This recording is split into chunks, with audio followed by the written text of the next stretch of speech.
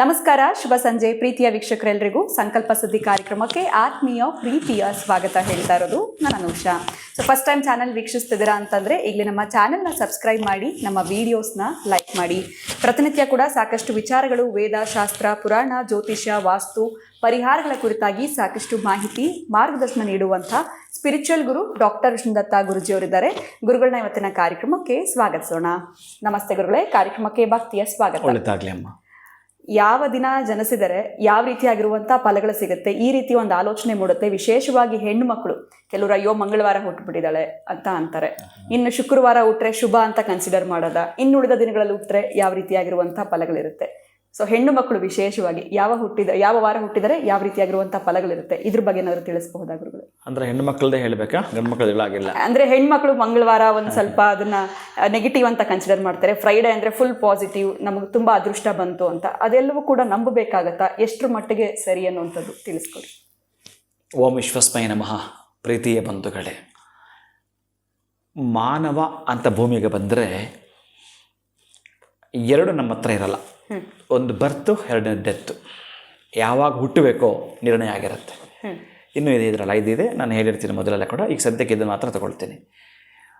ಯಾವುದೇ ವಾರವಾಗಿರಲಿ, ಅದಕ್ಕೆ ಕೆಲವೊಂದು ನೋಡಿ, ಈ ಕ್ರೋಧಿನಾಮ ಸಂವತ್ಸರ, ದಕ್ಷಿಣಾಯನ, ಮಾರ್ಗಶಿರ ಮಾಸ, ಕೃಷ್ಣ ಪಕ್ಷ, ಇವತ್ತಿರ್ತಕ್ಕಂಥ ಗ್ರಹ ಕುಂಡ್ಲಿ ಏನಿದೆಯೋ, ಇವತ್ತು ಮಗು ಹುಟ್ಟಿದಾಗ ಚೆನ್ನಾಗಿಲ್ಲ ಬೇಡ ಇವತ್ತು ಹುಟ್ಟಬೇಡ ಅನ್ನೋಕ್ಕಾಗುತ್ತಾ? ನಾವು ಆಗೋದಿಲ್ಲ, ಸಾಧ್ಯವೇ ಇಲ್ಲ. ಅದಕ್ಕಾಗಿಯೇ ಆಯಾಯ ವಾರಗಳು ಹುಟ್ಟಿರ್ತಾರೆ. ಆದರೆ ನಾವು ಕೆಲವೊಂದಕ್ಕೆ ಶುಭ ಅಂತ ಕರೆಯೋದಾದರೆ ಬುಧವಾರ, ಗುರುವಾರ, ಶುಕ್ರವಾರ. ಆಮೇಲೆ ನಾನು ಸಾಮಾನ್ಯವಾಗಿ ಹೆಚ್ಚಿಗೆ ನೋಡಿದಷ್ಟು ಜಾತಕಗಳು ಹೆಣ್ಣು ಮಕ್ಕಳು ಶುಕ್ರವಾರವೇ ಹುಟ್ಟಿರ್ತಾರೆ, ಕೆಲವು ಹೆಣ್ಮಕ್ಳೆಲ್ಲ ಕೂಡ. ಅದೇ ಇನ್ನು ಕೆಲವರು ಯಾವುದು ಬೇರೆ ವಾರದಲ್ಲಿ ಹುಟ್ಟಿದವರು ಒಳ್ಳೇದಂತಲ್ಲ, ಎಲ್ಲ ವಾರದಲ್ಲೂ ಕೂಡ ಒಳ್ಳೆಯದೇನೆ ವಾರ ಅಂತ ಲೆಕ್ಕ ತಗೊಂಡಾಗ. ಯಾವುದು ತೊಂದರೆ? ಆದರೆ ಪರ್ಸೆಂಟೇಜ್ ಇಲ್ಲಿ ಶ್ಲೋಕಗಳು ಮಾತಾಡುತ್ತೆ, ತುಂಬ ಮಾತಾಡುತ್ತೆ, ವಾರಕ್ಕೂ ತಗೊಳ್ಳುತ್ತೆ. ಅದಕ್ಕೆ ಪಂಚಾಂಗ ಅಂತ ಕರೀತಾರಲ್ಲ. ಪಂಚಾಂಗ ಅಂದರೆ 5 ಅಂಗಗಳು. ಯಾವುದು ಪಂಚಾಂಗದ 5 ಅಂಗಗಳು ಯಾವುದು ಅಂತಂದರೆ, ಈಗ ನಮಗಿರ್ತಕ್ಕಂಥ ತಿಥಿ, ವಾರ, ಯೋಗ, ನಕ್ಷತ್ರ, ಕರ್ಣ, ಅಲ್ಲಿಗೆ ವಾರ ಸೇರ್ಕೊಳ್ತಲ್ಲ, ಯಾವ ವಾರ ಬಂತಲ್ಲ ಹಂಗೆ ಲೆಕ್ಕ ಮಾಡಿದಾಗ ತಗೊಳುತ್ತೆ. ಈಗ ಪ್ರಥಮ ಋತುಪತಿ ಮನೆ ಯಾವಾಗಲೂ ಮಾತಾಡಿದ್ವಿ, ಅದು ಬೆಳಗ್ಗೆ ಆದರೆ ಉತ್ತಮ, ಮಧ್ಯಾಹ್ನ ಆದರೆ ಮಧ್ಯಮ, ಸಾಯಂಕಾಲ ಆದರೆ ಅಧಮ, ಹೀಗೆಲ್ಲ ಬರುತ್ತೆ. ಹಾಗೇ ಈ ಪಂಚಾಂಗ ಅನ್ನುವಾಗ ಲೆಕ್ಕಕ್ಕೆ ತಗೊಳುತ್ತೆ. ಆದರೆ ಪರ್ಸೆಂಟೇಜ್ ಕಡಿಮೆ ಇರಬಹುದು, ಅದೃಷ್ಟವೆಲ್ಲವೂ ಕೂಡ. ಇದನ್ನು ಮೀರಿ ಗ್ರಹ ಕುಂಡ್ಲಿ ಮಾತಾಡುತ್ತೆ, ರಾಶಿ ಕುಂಡ್ಲಿ ಮಾತಾಡುತ್ತೆ, ನವಾಂಶ ಮಾತಾಡುತ್ತೆ, ಈ ಮಗು ಏನಾಗ್ತಾಳೆ ಅಂತ. ಇವತ್ತು ಯಾರೋ ಒಬ್ಬರದ್ದು ಒಂದು ಸಣ್ಣ ಮಗುದು ಜಾತಕ ಕೊಟ್ಟರು ನನಗೆ ಮಾರ್ನಿಂಗು. ಮೋಸ್ಟ್ಲಿ 2 ವರ್ಷ ಆಗಿದೆ ಅನ್ಕೋತೀನಿ, 2022 ಏನೋ, ಸೆಪ್ಟೆಂಬರ್ 9 ಏನೋ ನಾನು ಡೇಟ್ ನೋಡಿದೆ. ಅದು ಎಷ್ಟು ಚೆನ್ನಾಗಿದೆ ಅಂದರೆ ಅದ್ಭುತವಾಗಿದೆ. ಲಗ್ನಾತ್ 2ನೇ ಮನೇಲಿ ಗುರು ಇದೆ, ಅದು ಸ್ವಕ್ಷೇತ್ರ.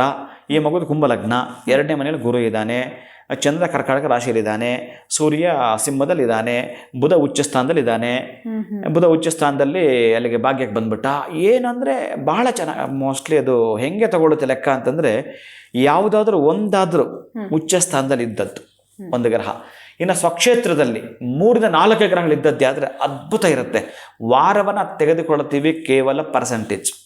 ಇಷ್ಟೆಲ್ಲ ಇದೆಯಲ್ಲ ಕುಂಡ್ಲಿ, ಇದು ಯಾವುದೋ ಸೋಮವಾರ ಅಂದ್ಕೊಳ್ಳೋಣ, ಅಥವಾ ಭಾನುವಾರ, ನೀವೇನು ಮಂಗಳವಾರ ಅಂತ ತಪ್ಪಂತ ಮಾತಾಡಲೇಬೇಡಿ. ಮಂಗಳ ಅನ್ನೋದು ಶುಭ, ಮಂಗಳ ಅನ್ನೋದು ಶಿವನ ಹೆಸರು. ಹಾಗಾಗಿ ಮಂಗಳವಾರ ತಪ್ಪು ಕೆಟ್ಟದ್ದು ಅಂತ ಯಾವುದೇ ಕಾರಣಕ್ಕೂ ನಿಮಗೆ ಎಳ್ಳಷ್ಟು ಕಲ್ಪನೆ ಬರಬಾರದು. ಇದು ಲಾಕ್ ಮಾಡ್ಕೊಳ್ಳಿ ಮೇಜರಾಗಿ. ಇನ್ನು ಒಂದಷ್ಟು ಅಂಶಗಳನ್ನ ಕೊಡ್ತೀವಿ ಅಂತಂದರೆ, ಶುಭಗಳು ಅಂತ ನಡೆಯುವಾಗ ಶುಭ ಗ್ರಹಗಳು ತೊಗೊಳ್ತೀವಲ್ಲ, ಹಾಗೆ ಆ ಶುಭ ಗ್ರಹಗಳು ಬುಧ, ಗುರು, ಶುಕ್ರ ಅಂತ ತೊಗೊಳ್ತೀವಿ.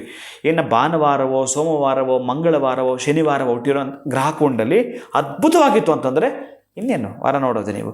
ಅದಕ್ಕೆ ಸಣ್ಣ ಪುಟ್ಟದ್ದು ಇರ್ತವೆ ಇಲ್ಲಿ.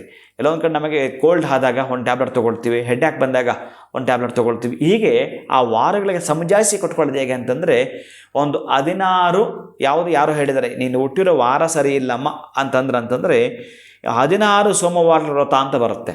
ಆ 16 ಸೋಮವಾರ ವ್ರತವನ್ನು ಮಾಡಿದ್ರೆ ಈ ವಾರ ದೋಷ ಹೋಯಿತು. ಹಾಗೇನಾದ್ರು ಯಾರಾದ್ರೂ ನಿಮ್ಗೆ ಹೇಳಿದ್ರೆ ಯಾವುದೇ ಕಾರಣಕ್ಕೂ ದೋಷಗಳಂತ ಹುಡುಕಲೇಬೇಡಿ, ದೋಷಗಳೇ ಇಲ್ಲ. ನಾನು ಹೇಳಿದ್ರಲ್ಲ ಬರ್ತ್ ಅಂಡ್ ಡೆತ್ ಅವನ ಹತ್ರ ಇರೋದಂತ. ಹಾಗಾಗಿ ಅವನು ಯಾವಾಗ ಏನು ಹೇಗೆ ಮಾಡಬೇಕು ಅದನ್ನು ಮಾಡಿಬಿಟ್ಟಿರ್ತಾನೆ, ಅದು ಕರೆಕ್ಟಾಗಿ ಆಗಿಬಿಟ್ಟಿರುತ್ತೆ. ಮ್ಯಾನುಫ್ಯಾಕ್ಚರಿಂಗ್ ಡೇಟ್ ಹಾಕಿರ್ತಾನೆ, ಎಕ್ಸ್ಪೈರಿ ಡೇಟು ಹಾಕಿರ್ತಾನವ.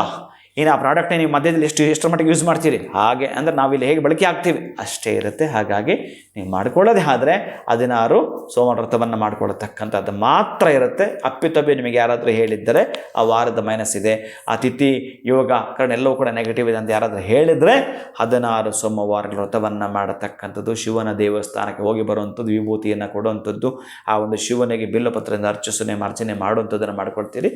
ಆ ಥರ ದೋಷದಿಂದ ಹೊರಗೆ ಬರ್ತೀರಿ. ನೆಗೆಟಿವನ್ನು ಯಾವುದೇ ಕಾರಣಕ್ಕೂ ತಲೆ ತುಂಬಿಸಕ್ಕೆ ಹೋಗಬೇಡಿ. ಧೈರ್ಯಂ ಸರ್ವತ್ರ ಸಾಧನ. ಯಾವುದೇ ಕಾರಣಕ್ಕೂ ವಾರ ಅಂತ ನೀವು ಬಿಡಲೇಬೇಡಿ. ಶುಭವಾರಗಳಿದ್ದಾವೆ, ಹಾಗಂತ ನೀವು ಹುಟ್ಟಿಲ್ವಲ್ಲ, ಹುಟ್ಟಿದ್ದೀವಿ ಅಂತ ಲೆಕ್ಕ ಮಾಡ್ಕೊಳಕ್ಕೆ ಆಗಲ್ವಲ್ಲ, ಯಾವುದೋ ಹುಟ್ಬಿಟ್ಟಿರ್ತೀವಿ, ಅದಕ್ಕೆ ಆಕಸ್ಮಿಕ ದೋಷ ಅಂತ ನಿಮಗೆ ಕನ್ಸಿಡರ್. ನನ್ನ ಲೆಕ್ಕದಲ್ಲಿ ಯಾವ ವಾರವೂ ದೋಷ ಇಲ್ಲ, ದೋಷ ಮುಕ್ತ ವಾರಗಳೆಲ್ಲವೂ ಕೂಡ.